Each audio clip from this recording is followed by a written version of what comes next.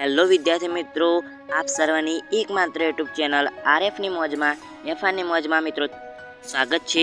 તમે આપણી ચેનલ પર પહેલી વાર જ પધાર્યા હોય તો ચેનલને સબસ્ક્રાઈબ કરવી કે ના કરવી એ તમારી મરજી, પરંતુ મિત્રો આ વિડીયો પૂરેપૂરો જોઈ લેજો એટલી મારી વિનંતી છે તમને। ધોરણ 7 સામાજિક વિજ્ઞાન પાઠ નંબર 13 આપત્તિ વ્યવસ્થાપન સંપૂર્ણ સ્વાધ્યાયનું સોલ્યુશન કહીશું। તો લેટ્સ સ્ટાર્ટ, વિડીયો શરૂ કરીએ।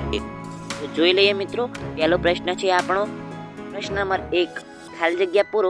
આપત્તિને સામાન્ય વ્યવહારમાં લોકો આપદા, હોનારત કે ખાલી જગ્યા નામે ઓળખાય છે? તો જવાબ આવશે પ્રકોપ નામે ઓળખાય છે। પ્રશ્ન નંબર 2 જોઈએ, પ્રચંડ વાતાવરણીય તોફાનોને વાવાઝોડું કે ખાલી જગ્યા નામે ઓળખાય છે? તો ચક્રવાત નામે ઓળખાય છે।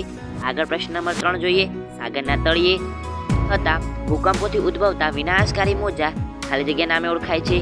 તો જવાબ આવશે સુનામી નામે ઓળખાય છે। આગળ મિત્રો આગળનો પ્રશ્ન જોઈ લઈએ, પરંતુ મિત્રો તમે આ પીડીએફ મેળવવા માંગતા હોય તો કીધું તેમજ નીચે ડિસ્ક્રિપ્શનના અંદર પીડીએફ ડાઉનલોડ લિંક એવું લખેલું છે, ત્યાંથી તમે પીડીએફ મેળવી શકો છો। તો ચાલો આગળનો પ્રશ્ન જોઈ લઈએ। એના અંદર મિત્રો જોઈએ તો પ્રશ્ન નંબર 2 છે, યોગ્ય જોડકા જોડો। તો એના અંદર અ અને બ આપેલા છે। પહેલું છે ભૂકંપ, તો મિત્રો એના અંદર જવાબ આવશે બી, આગાહી કરવી શક્ય નથી। અને બીજું છે પૂર, તો એના અંદર જવાબ આવશે એ, આગાહી કરી શકાય છે। તો મિત્રો આ હતા પ્રશ્ન નંબર 2 ના જવાબો। તો આગળનો પ્રશ્ન પર જોઈ લઈએ। એના અંદર મિત્રો જોઈએ તો પ્રશ્ન નંબર 3 છે, નીચેના પ્રશ્ન 1-2 વાક્યમાં ઉત્તર લખો। જવાબ 1-2 વાક્યોની અંદર લખવાના છે। એના અંદર જોઈએ તો પહેલો આપણો પ્રશ્ન છે, કુદરતી આપત્તિના કોઈ પણ 4 નામ લખવાના છે।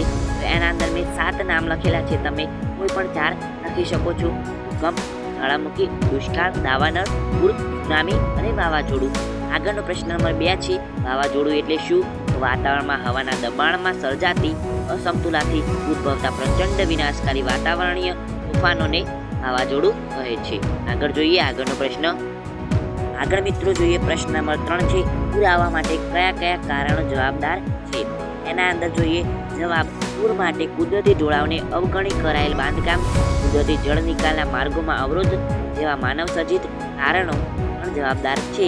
મોટા શહેરોમાં વધુ વરસાદથી ક્યારેક જળ ભરાવાની સ્થિતિ પૂરનું સ્વરૂપ ધારણ કરી લે છે। એટલે કે જે મોટા મોટા શહેરો છે તેના અંદર જો ઊંચાણવાળા ભાગ પર વધારે વરસાદ થાય તો નીચાણવાળા ભાગ પર પૂર થઈ જતો હોય છે। તો આવી રીતે આગળનો મિત્રો આપણે પ્રશ્ન જોઈ લઈએ। આગળનો પ્રશ્ન શું કહેવા માંગે છે એ સમજી લઈએ। એ પહેલાં મિત્રો પીડીએફ મેળવી શકો છો પીડીએફ ડાઉનલોડ લિંક પરથી। આગળ જોઈએ પ્રશ્ન નંબર 4 છે, માગ્યા મુજબ ઉત્તર આપો। એના અંદર પહેલો છે, ભૂકંપ સમયે કઈ કઈ સાવચેતી રાખવી જોઈએ? એના અંદર જવાબ જોઈએ તો વર્ગખંડમાં પાટલી નીચે બેસી જવું જોઈએ, વીજળીના થાંભલા અને તારથી દૂર રહેવું જોઈએ, સાચા સમાચારો રેડિયો કે ટીવી દ્વારા જાણો, ડગવાયા થઈ બૂમાબૂમ કરવું નહીં, ઊંચા મકાનમાંથી નીચે ઉતરવા લિફ્ટ ના વાપરો, ખાતરી કર્યા વિના ઘરમાં ગેસ કે વીજળીના ચાલતા ઉપકરણો ચાલુ કરવા જોઈએ નહીં, બિલકુલ પણ તેને અડકવું જોઈએ નહીં, વીજળીના સાધનોને કંઈ પણ કહીએ ને કે સળી કરવી જોઈએ નહીં જ્યારે ભૂકંપ આવે, પૂર આવે, સુનામી આવે ત્યારે। ઓકે, આગળનો પ્રશ્ન મિત્રો જોઈ લઈએ। આની સાથે મિત્રો આપણો છેલ્લો પ્રશ્ન આવી ગયો છે, પ્રશ્ન નંબર 2, આપત્તિની અસર જણાવો। એના અંદર જોઈએ તો પહેલો છે મુદ્દો છે, ભૂકંપ, પૂર, સુનામી, વાવાઝોડું જેવી આપત્તિ ભારે પ્રમાણમાં જાનમાલનું નુકસાન કરે છે।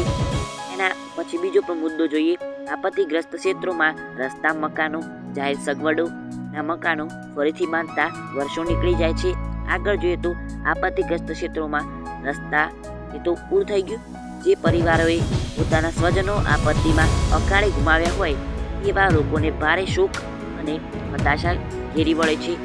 આગળ જે પરિવારે કમાવનાર વ્યક્તિ ગુમાવ્યા હોય તેમની સ્થિતિ ભારે કફોડી બની જાય છે। એના પછી જોઈએ તો આપત્તિ જે લોકો કાયમી વિકલાંગ બન્યા હોય એટલે કે મીન્સ કે જે વિકલાંગતાનો ભોગ બન્યા હોય એમને પુનઃવસર્જનની સમસ્યા ભારે વિકટ હોય છે। ઓકે, તો મિત્રો આ હતું આપણું સ્વાધ્યાય સોલ્યુશન।